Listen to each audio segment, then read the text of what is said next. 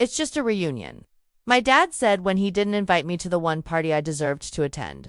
But Grandma's lawyer handed me the $42,000 invite they tried to hide, and I used it to take back every single brickium. Still getting messages from people who were at that party. Some of them filmed the whole thing. One clip already has 4.7 million views on TikTok with the caption, "Inheritance theft gets served ice cold." My father actually called the cops on me that night, from inside the house that legally belonged to me. Drop your city if your family ever pretended you didn't exist while spending your future. What would you have done? I'm 29, and for the first time in my life, I am completely, deliciously free. People keep asking how I stayed so calm on that picnic table. Truth, I'd been rehearsing that moment in my head for 3 straight weeks. Ever since Ruth Cho slid the forged quitclaim deed across her desk, and I felt something inside me click into place like a bone, finally setting after years of being broken. But let's go back, because this didn't start at the party. It started the day I was born, too quiet, too watchful, too female for my parents' grand plan. I was the daughter who liked to take things apart. At 6, I unscrewed every knob on the kitchen cabinets just to see how the hinges worked. Mom screamed that I was ruining the house. Dylan, age 3, smeared peanut butter on the walls the same week and got told boys will be boys while Mom took pictures for his baby book. By 9, I was winning regional art contests, bringing home ribbons taller than I was. Dad would glance at them, pat my head, and say, "That's nice, honey. Did you see your brother's travel soccer team made nationals?" Christmas mornings were a masterclass in hierarchy. Dylan would tear through a mountain of gifts, PlayStations, North Face jackets, later a dirt bike, while I got a $20 gift card to Michael's and whatever craft kit was left in the Target clearance bin. Mom's favorite line, delivered with that syrupy smile, "You're so creative. You can make something beautiful out of anything." Translation: "We're not wasting money on the daughter, Grandma." Evelyn was the escape hatch. Every June she'd roll up in her dented silver Buick that smelled like Werther's Originals and Chanel. No. 5, she'd hand me a brown paper bag filled with new brushes, 300-pound watercolor paper, and a slice of still warm blackberry pie wrapped in wax paper. She never once said, "Be practical." She said, "Build something that makes people feel held." When I was 17, she sat me down on her screened porch, cicada screaming in the pines, and told me she'd been putting money away for me since the day I was born. $5,000 on every birthday, every Christmas. Every time I brought home an A in art or science or anything that proved I was more than the leftover child. By then, the account had $42,000 in it, and she made it a trust with my name only. "Your parents have sticky fingers when it comes to Dylan," she said, pressing the debit card into my palm like contraband. "Hide this, use it when you're ready to fly." I never touched a cent. I wanted to prove I could make it without anyone's help.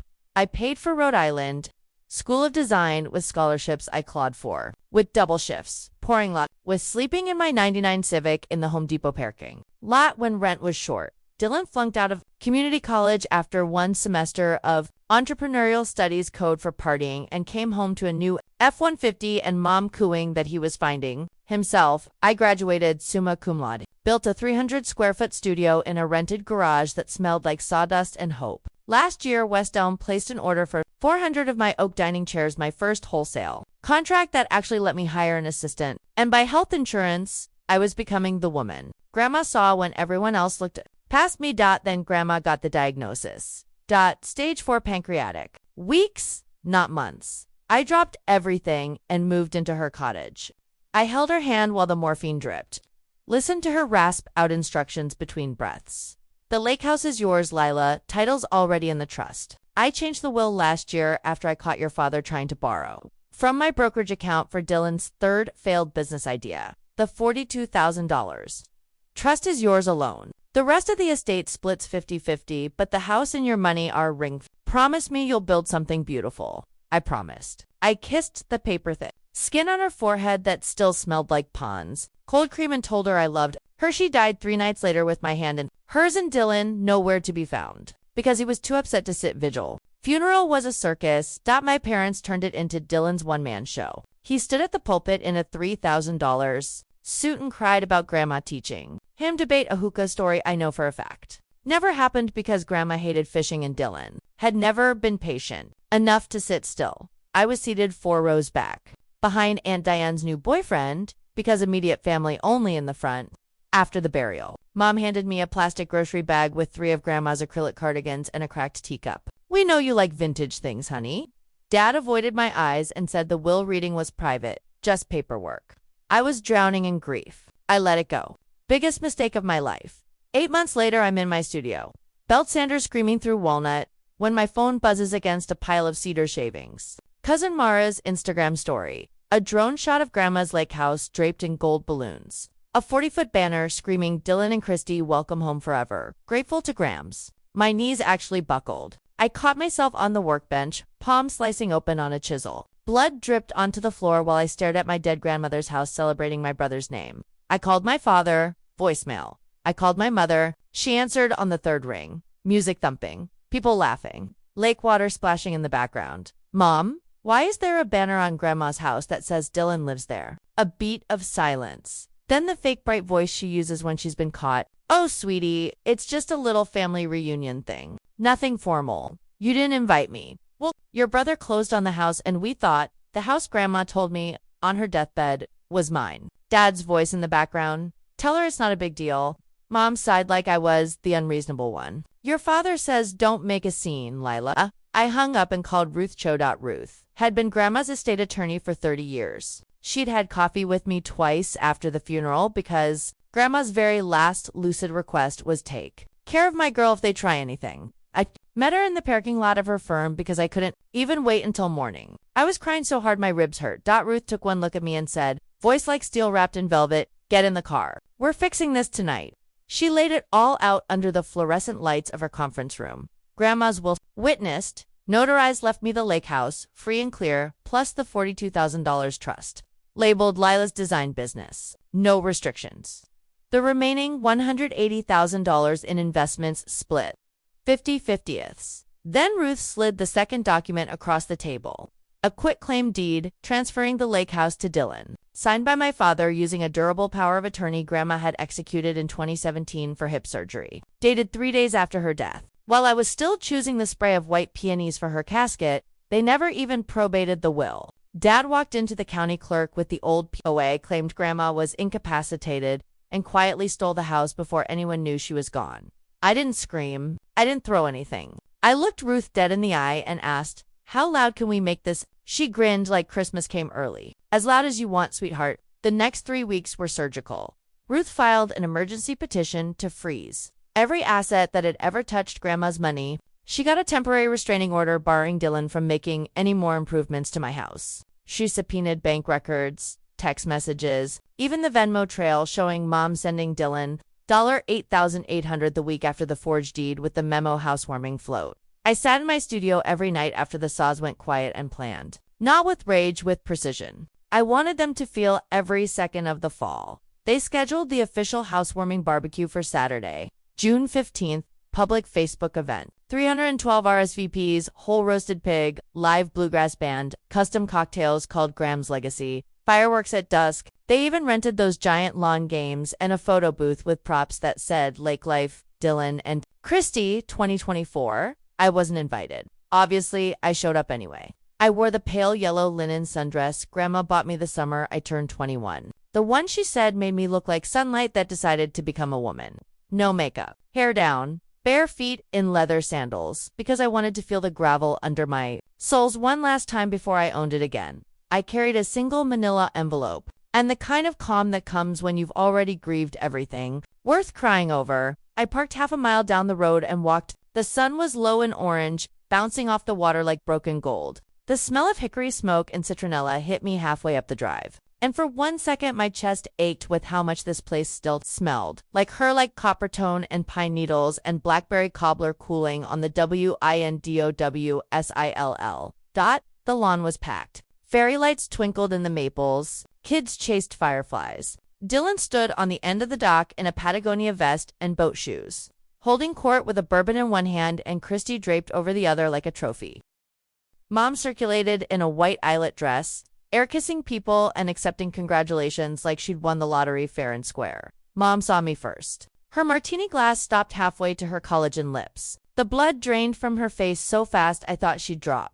I didn't acknowledge her. I walked straight to the portable speaker, blasting Morgan Wallen, unplugged it with one tug, and climbed onto the picnic table that had been dragged out for toasts. 300 faces swiveled, phones rose like periscopes. I opened the envelope. Evening, everybody. For those who don't know me, I'm Leela Hart, Evelyn Hart's granddaughter, the one who actually spent every summer here learning how to sand a tabletop until it felt like water under your fingers. The one who sat by her bed for the last 9 days of her life while certain other family members were too busy to show up.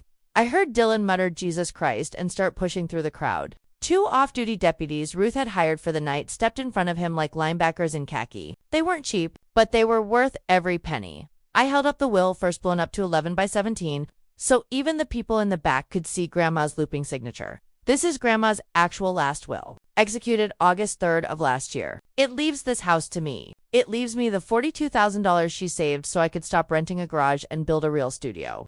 Then I held up the quitclaim deed. This is the forgery my father filed 3 days after she died, using a power of attorney she gave him for a hip replacement in 2017.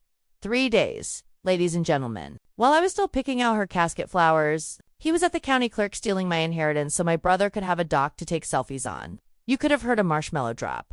I looked straight at my parents. Dad's face had gone the color of raw steak. Mom was doing that trembling lip thing she used to do when I was little, and she wanted sympathy for having such a difficult daughter. I kept my voice soft. Grandma always said quiet cuts deeper. I'm not here to ruin anyone's night. I'm here to take back what's mine. The sheriff is pulling up right now with the court order that returns this property to me immediately. You have until sunset tomorrow to remove anything you want to keep. After that, the locks change. The security system goes live, and trespassers will be prosecuted. I stepped down from the table. The crowd parted like I was radioactive. Someone in the back started clapping, 1 person, then 5. Then a wave that rolled across the lawn until half the guests were applauding. A woman I didn't even know shouted, "You dropped this, Queen," and held up an imaginary crown. Dylan tried one last lunge, screaming that I was jealous, that I'd always been the problem. I looked him dead in the eye and said, calm as the lake at dawn, "You're 31 years old and you've never paid a single bill in your life. Enjoy the real world, little brother." I walked back down the gravel drive while the applause followed me like surf. I didn't look back once. Sunday morning, I met the locksmith at 8 a.m. sharp. We changed every lock, every keypad, added Ring cameras that email me if a squirrel looks suspicious. Mom left 17 voicemails that escalated from tearful begging to calling me a vindictive little bitch who never appreciated anything. Dad's single text read, "After everything we sacrificed for you." I blocked every number, every social, every email, nuclear, done. The fallout has been better than fiction. Christy dumped Dylan on her Instagram story 43 minutes after the sheriff taped the eviction notice to the front door. Caption, "Not my drama, not my zip code." Dad's biggest client, Tan, old golf buddy who was at the party, middle day canceled a $180,000 contract the following Monday. Word is he told Dad he didn't feel comfortable doing business with someone who steals from his own mother's corpse. Mom started selling LuLaRoe on Facebook Live. I watched one stream out of morbid curiosity. She cried about family betrayal while modeling leopard leggings 2 sizes too small. The comments were brutal. Karma collects interest. Karen, me. I moved into the cottage 2 weeks ago. I gutted the garage and turned it into the most perfect studio on earth. 20-foot northern windows, reclaimed pine floors, a pottery barn sink big enough to wash a door in. I built the workbenches myself out of the walnut that was on my bench the day everything exploded. My new collection is called Evelyn. Every single piece, chairs, tables, credenzos, has a secret drawer, because Grandma always said every woman needs a place to keep the things that are only hers. Yesterday, the full $42,000 trust disbursement hit my business account. I stood in the middle of the lumber yard, sawdust in my hair, and cried so hard the guy loading my maple planks asked if I was okay. I told him I'd never been better. This morning, I walked the dock at sunrise with Grandma's favorite chipped mug full of coffee. The water was glass, mist curling off it like ghosts saying goodbye. I talked to her out loud, told her the chairs are selling faster than I can build them, that people send me photos of their kids doing homework at my tables, their grandmas rocking babies in my gliders. I told her the house is mine again, that her garden is blooming wild, that I hung her wind chimes back up and they sing every night like they used to. I told her thank you for teaching me that quiet women aren't weak, they're just saving their strength for when it matters. I am never speaking to my parents or my brother again. Some people don't deserve forgiveness. They deserve the exact weight of their own actions dropped on them from a great height. preferably in front of 300 witnesses with iPhones. I still have the manila envelope. I keep it in the secret drawer of my own desk, the one only I know how to open. What would you do if your family stole your dead grandmother's last gift and threw a party to rub it in your face? Thank you for listening.